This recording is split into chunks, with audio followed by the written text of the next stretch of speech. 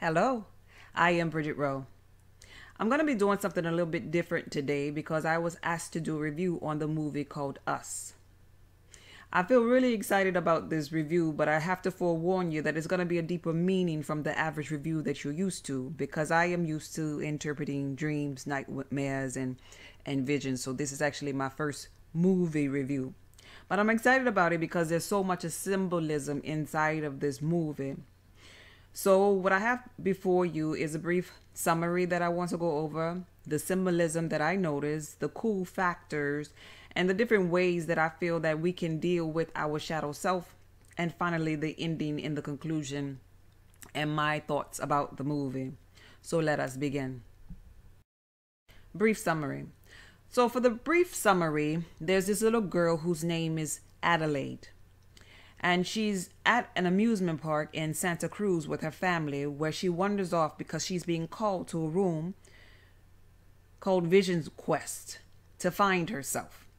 And when she enters in, she finds her doppelganger, is what they call it in the movie. It's like her clone or her reflection of herself. And this is like in a mirror room, or like what we know as the mirror dimension. So she's afraid, and she ends up being captured, because what happens when we have fear, it ends up consuming us. So she's afraid, and her reflection gets out, returning back to the above world and taking over her life, while she's left behind, living her life in a world with zombies, with limited resources, eating rabbits, and they don't have a lot, but it seems like they are forced to copy the movements of the lives of the people that are above them. But they're never really able to control their own life.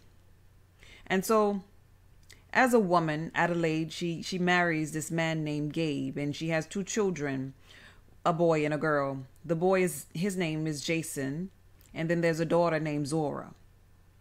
Now, even though she gets married and finally begins to learn how to speak, she still is labeled, because she is labeled with this post-traumatic stress disorder from what she experienced while she was a little girl underground. And she has this hidden fear with her that she carries around all the time, because she has a fear of meeting her reflection again in the physical reality, the one who she switched lives with. So her husband Gabe has her and her husband, rather, Gabe, they have a wealthy set of friends. They called the Tyler family, I believe it was. And so Gabe, he really admires this family, basically because of their financial status. Gabe, like two friends competing with one another. Then there's the daughter, Zora. She, to me, represents like a conscious young lady, like a starseed who spends a lot of time on the internet, and she's seeking knowledge of self. The reason why I say these type of things about her is because there was a moment in the vehicle where she just blurts out, hey guys, do you know that the government is putting fluoride in the water, in our drinking water, kind of like to dumb people down? And the family doesn't reply. The typical thing that happens when you have like a starseed in the family, or the conscious being in the family, nobody really paid much attention to them, but that information that they're sharing really gets downloaded anyway into the subconscious mind. So nonetheless, it does serve purpose. And then there's the son, Jason, who wears a mask around the house and plays with a lighter on his finger. He reminds me of a person that's trying to master self, that tries magic, but it doesn't work for him at that time. But later on, he has the ability to master self and be able to use his magic. So on a trip that they have, they go back to the childhood beach home with family, the whole family of four, plus the friends, or the Tyler family. They end up being there too. So they return back to this place in Santa Cruz again, where the mother, as a little girl, she made her switch there. And the son, he ends up wandering off, and the mother just panics. She gets out of control, and she finally begins to open up to her husband. At this moment in the journey, I feel as though she is speaking her truth, that her throat chakra is about to be released, and she's about to speak her truth. She's dealing with those things that she had held down for years in the past, right? So I'm mentioning that because oftentimes in our journey, we cannot heal from things that we don't express. So just by her verbally expressing that, it's allowing her to bring those things to surface. And sure enough, they did come to surface, because as soon as she spoke it and told her husband, who says to her, I don't believe that you was holding on to this all of this time, then the next thing in the scene is her being face to face with her reflection, because that family that lived underground ends up showing face to the house. And she was telling her husband, she was basically saying that she felt like a black cloud was hanging over her head. Anytime a person feels as though they have a dark energy around them, it has everything to do with what's going on inside of them. But nonetheless, she speaks her truth finally, and now she has to deal with the very thing that she's been hiding from herself all along, which is her reflection, or her lower self. Now, the next part I want to share with you is the symbolism that I noticed. I'm sure there's a lot more, but these are the things that I happen to notice in the movie. I noticed in the beginning of the movie, the spoon there is being stirred up. And that was symbolic to me of like a spell that, that we in this particular universe has really been under. That represents to me us being in a sleep mode, or being put to sleep. But for everything in the physical reality, there's a time, just like in the book of Ecclesiastic, it says there's a time and season to all things, a time to be born, a time to die, a time to speak, and a time to remain from speaking it. And in this story, there was a time for people to be asleep, then there was a time to be awakened. And so in this story, I believe that it's symbolic of people waking up. I believe that there were symbols about the new world order, but yet at the same time it symbolized the new world order, but it had everything to do with how you ordered yourself, first of all, because the world is actually a reflection of yourself. The symbolism that I saw was the cloning, or you would probably call it the shadow self, or the reflection, or in the movie they call it the doppelganger. I also saw the symbolism in the rabbit, and when I see a rabbit, I often think that the rabbit hole runs deep. I think about the Matrix. Remember in the movie The Matrix, when they were telling Neo to follow the white rabbit, and then somebody knocked on his door, and then they had this lady who had a tattoo of a white rabbit, and he followed them to the club wherever they were going out. I believe also that the rabbit is also symbolic of cloning, things that's happening in the physical reality here. I believe that there was also symbolism as far as us needing to increase our frequency. And I believe that there was symbolism when dealing with the world reuniting, remembering who we are, because of the hands that were across America, images that they constantly were showing, how they were trying to connect back. I believe that they showed a lot of symbolism in the RH positive bloodlines, and mixing and matching with tainted blood. I believe the symbolism went as far as how people will be affected, how people are going to be affected differently based upon 5G, and evolving actually to a higher dimension, which is called 5D. And so with that in mind, I think about they were the Taylor family just having everything but still not having nothing, because they had the ability to gain the whole world, but yet they had lost their soul. And so they were affected by this energy, or the lower energy beings, quickly, and they were just pretty much zapped out upon contact and destroyed. I believe there was symbolism as far as portals being opened, because they kept talking about awakening. Even the father yelled at the children while they were sleeping, said, "Wake up." I believe that the number 1111 was always repeated in this particular movie because of that, because 1111 shows like a portal that's being opened to another dimension. And it is a reminder from the universe that the way is open. It is time for you to evolve and tap into a higher dimension. It's time for you to wake up. It's time for you to seek truth. It's time for knowledge of self, that you're in line with the very thing that you were called to do. I believe that the movie title called Us had everything to do with us. Some people blame the U.S. or the United States, and that's what they're looking at as symbolic as U.S. But we have to understand that our lower self, the things that we do within ourselves, whether it is our lower self or higher self, is a direct reflection of what we see in our physical reality. So what I'm trying to say here is, as above, so below.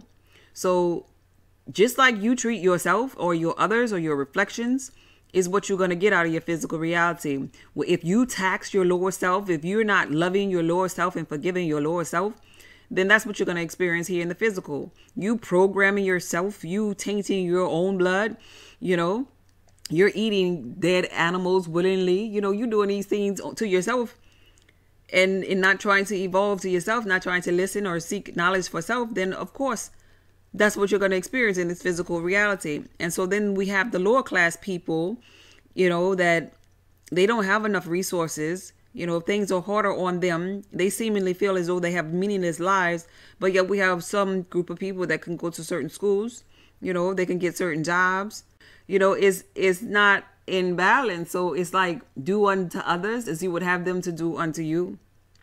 So I saw a lot of gentrification in the movie as well, as far as symbolism is concerned. Even with the scissors, I thought that they were symbolic of the reflection of yourself. Because if you look at it physically, the scissors, each side of the scissors is the same, but yet they are screwed together, just like in the lives of the people that was on top of the world, but yet they were still tethered together and the lower realm. And so the people from the lower realm, they came up and they were like, look, we call it the ungathering, because they wanted to be separated from the ones on the higher realm. They didn't want to be controlled anymore. They didn't want to have to do what they were doing at the top and feel like zombies for the rest of their lives. They wanted to be free. So it was like, okay, it's wartime. Somebody has to die. And so as far as 5G also is concerned, or evolving to a fifth dimension, I look at the song that they played. I got 5 on it. That to me, there were 2 meanings of that particular song. One, I felt as though it was saying it's time to evolve to a higher dimension or you'll be left behind. But at the same time, the meaning of the song, if you look at the words of it, is talking about 2 people going half on some marijuana or whatever to get a little higher. So basically, it's 2 people, the people in the underground in this world and the people that were above ground in this world being connected. But yet at this point in the movie, it's like they don't want to be connected anymore. Somebody wants to be high. Also, they have a lot of symbolism as it pertains to Michael Jackson. And when I saw this in the movie, I smiled to myself, because I am someone who really, when they said that Michael Jackson had died, I really, even to this day, don't believe that he has. But nonetheless, I remember on the shirt, they had like Thriller on the shirt. And I think about Michael Jackson as being such a wise man, because he left so many clues in his music, even in his videos. Even I thought about We Are the World, We Are the Children, when they were doing the Hands Around America. And then the movie in itself started off with the girl going to the mirror dimension. So I thought about Michael Jackson's music then, where he used to say in his lyrics, I'm starting with the man in the mirror. I'm asking him to change his ways. No message could have been any clearer. If you want to make the world a better place, take a look at yourself and make a change. So oftentimes in our journey, we are afraid to make peace with the man in the mirror. We're often given a lot of fear tactics, like as children, even we play the games of Bloody Mary. We're afraid to face our fears. And we feel as if they're gonna, they will destroy us. Anyway, there's also gloves in this particular movie that reminded me of Michael Jackson, from the stirring of the spoon to the people from the underground or the lower cells having gloves on their right hand. Even the little boy from the underground, he acted like a little monkey. Michael Jackson used to have his little monkeys. And the burnt face that the little boy had. So that to me referenced Michael Jackson. And then the husband's name was Gabe, short for Gabriel. And I thought to myself, that was pretty cool, because we were referencing Michael Jackson or Michael. So they had a lot of references about Michael. And then the husband's name was Gabe, short for Gabriel. And I thought that was pretty cool, because if you think about it, you have Michael, Gabriel. the angels. So I thought that was pretty cool, which brings me to the biblical text of Jeremiah 11:11, which reads, "Therefore, thus said the Lord, behold, I will bring evil upon them, which they shall not be able to escape, and they shall cry unto me, and I will not hearken unto them." What I get out of this particular scripture is the fact that there's a moment in everybody's journey when they realize that they cannot blame others for where they are in their physical reality or where they are in their spiritual journey. It's all about self, and nobody's going to save you from that. No police going to save you. The government not going to save you. You have to deal with the issues within yourself in order for your physical reality to change outside of yourself. These are some of the cool factors that I noticed that stood out for me in the movie. The first one is when the daughter walks off at the amusement park in the beginning of the movie, where it's lightning and thundering, but at the same time, this source of energy is calling her to go down to the lower realm, right? So the lightning and thunder to me is symbolic of plasma energy, source energy, and this is a powerful form of energy that you can't pretty much run from. It pulls you. So you can call this source God, you can call this source the ancestors or your higher self, whatever you call it. It was pulling the daughter to where she needed to go in order to find herself. The second cool factor to me was when she dropped the apple. When she dropped the apple walking that way, it reminded me of the Eve story. Adelaide, she played Eve in the beginning of this movie, in my opinion, but towards the end, she evolved into a character of Lilith. And she even told her husband in the movie, "You can no longer make decisions for me. Your decision-making days are over." So it was like to me that she took her throne back and she tapped into her higher self, reiterating the fact that the Black woman is God over mankind. And this is something that I've never really said on my channel before, because I feel like when you know and nothing else needs to be said. Anyway, another cool factor was when Adelaide was at the beach. When she was at the beach as an adult, and a frisbee landed near her where she was just sitting out, and the frisbee was red and it had a gold pointing star. Meanwhile, her reflection underground was planning at that time to return back with the red jumpsuit and with the gold pointing scissors. What's cool about this particular moment in the movie is that oftentimes we can get glimpses of our lives, but we can't understand how we're working together, and we don't really know how multidimensional we are. So we'll see things of ourselves in other lives or other lifetimes. So I thought it was really cool that they put that piece together in the movie, something to reflect back on. Another cool factor was when the daddy, he tried to close the door. When the other family came to their house, he tried to go back inside and close the door and lock the door, but the reflection of yourself knows all. You cannot run, you cannot hide from yourself.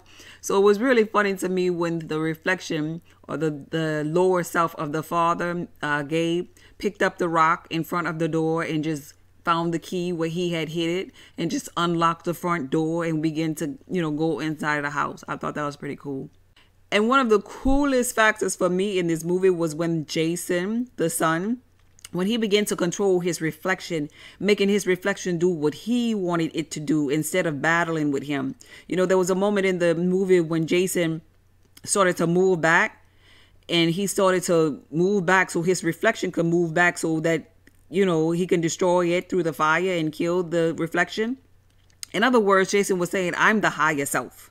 I found myself. I know now how to work my magic. I don't have to wear a mask anymore covering my face. I want to be free. I want to tap into my higher self. So when I move, you move. And it reminds me of that song by Ludacris. When I move, you move. Just like that. And Jason began to back up and kind of like direct the reflection to back up too, in an effort for him to be consumed by the fire. I really enjoyed that part. That part made me want to get up and just yell up in the movies, but I knew somebody would have told me to sit down because I was embarrassing them, so I didn't do it. There were also, in this movie, there was ways that they showed how to deal with the shadow self or the reflection, or dealing with us evolving to our higher self in this physical reality. And simply put, the first way was when the father yelled out while his children were sleeping in the car. He screamed at them, "Wake up!" You know, that's a way to deal with your reflection. You begin to wake up. Like the daddy Gabe said, he says to his daughter, he was like, "You do not need the internet. You have your own outer net, you know, the power within." We have to realize these things about ourselves. You know, even the messages over and over about finding ourselves, you know, every time they went into the playhouse where the mirror dimension was, they labeled it that way, find yourself. And throughout the movie, even when they tried to call the police not going to save you. The government not going to save you. This is something that you have to do on your own. And even the biblical text, Jeremiah 11:11, God is saying, Source Energy said, it's not going to save you. You have to save yourself. And even the mother having that post-traumatic stress disorder with her throat chakra being clogged up, she had to learn how to speak her truth and express herself, you know, expressing herself with her husband before she can come into surface and before those scenes could come to surface and deal with them, you know. And even her girlfriend asked her at the beach, "Are you okay?" And she said, "Well, I have a hard time talking," you know. So those are ways you could deal with yourself by speaking your truth, by dealing with your issues that you have within yourself, you know. Another way to deal with the shadow self is realize that life is a circle. Just like with the boat, when the man Gabe was trying to fight with his reflection or lower self, the boat left. But we have to realize in this journey, life is a circle. The boat end up coming back and returning back. Even symbolic of that is when the little boy said, when you point your fingers at others, then there are fingers that are being pointed right back to you, because what goes around comes around. We have to remember these type things. A little girl tells the family about the government putting fluoride in the water, but some people just don't want to do nothing about that. They don't care about that. They think, oh no, the government is for me. But hey, you have to be for you before anything else outside of you can be for you. I like the fact that Adelaide was like a vegetarian or conscious, healthy person in this story based upon what she had been through as a little girl. You know, she wasn't drinking with her friends. I saw her in the movie eating strawberries, you know, eating light foods, eating healthy and preparing for the purge because she had this idea of what was to come. What else I noticed was that melanated skin, that carbon-based skin, was affected differently from the others. And the reason why I bring up the melanated skin is because there was a moment in the movie when the Mrs. Taylor, she was touching, well, actually it was a clone of Miss Taylor. She was touching Adelaide's skin and admiring her skin, admiring her face, but then yet she sat down and she began to cut hers as if she didn't like herself. She didn't love her lower self as is. And so also in the movie there was a moment when Adelaide's reflection that wore the red suit from the lower realm, she was saying, we are American, you know, I am you, you are me. All of this is collective consciousness, you know. Everything that is going on inside of us is going on outside of us because we are a reflection. And that's one thing that we have to remember as a whole. And some people's shadow self will take them out immediately. And that was expressed by the fact that the Taylor family, when they met their shadow self, they just immediately, you know, were destroyed, you know, because they were so superficial anyway. And so it reminds me of, what does it profit a man to gain the whole world but yet lose their soul, because they're not in touch with who they really are, to the larger part of who they are. And even with the brother and sister, this is one way I noticed that in the physical reality you could deal with your shadow self of evolving, because the brother and sister, when they went to go fight off those zombies, the reflections of the Taylor twins, they grabbed metals.